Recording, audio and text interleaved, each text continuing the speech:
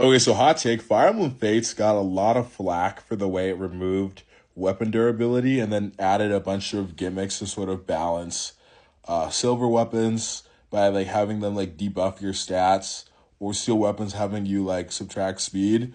But I think weapon durability, like traditional weapon durability, we're not talking about three houses or with the combat arts type of weapon durability was not actually like the a good mechanic in my opinion.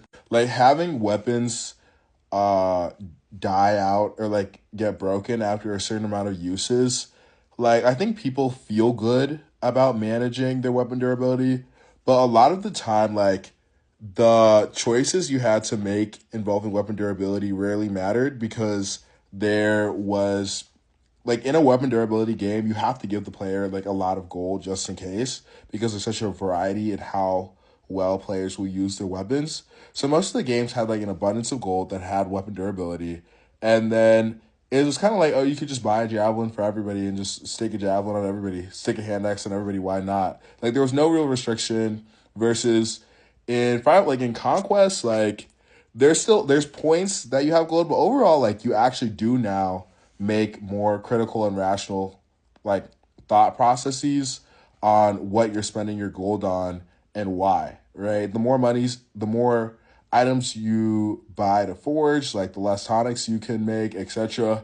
And it's not necessarily like the most tightest budget ever per se, but there's still way more thought in like conquest item management, I'd argue, than in like a blazing sword or like most games that have weapon durability. And the issue with the silver weapons is really just like with the balancing. I don't think it's actually with the removal of durability itself. Like it didn't have to be balanced that way. I think weapon durability, there was occasionally a thing where let's say you have that like starting silver lance on your Jagan, that you might be thinking about conserving it because you don't know when you're going to be able to buy silver lances next, but just like and like maybe a couple other rare weapons like that.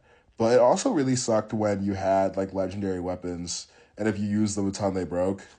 And also like the games where you can repair weapons, like repairing is like low key an unnecessary chore. Like it's not actually a strategic decision per se. It's kind of just like, okay, just spend this money and repair the weapon. But when I actually have like a very limited amount of resources and I can't just buy 10 javelins or whatever, and I have to actually think, and I might actually have to be like, oh, since I couldn't afford multiple javelins because the game knows what weapons I have and knows and like has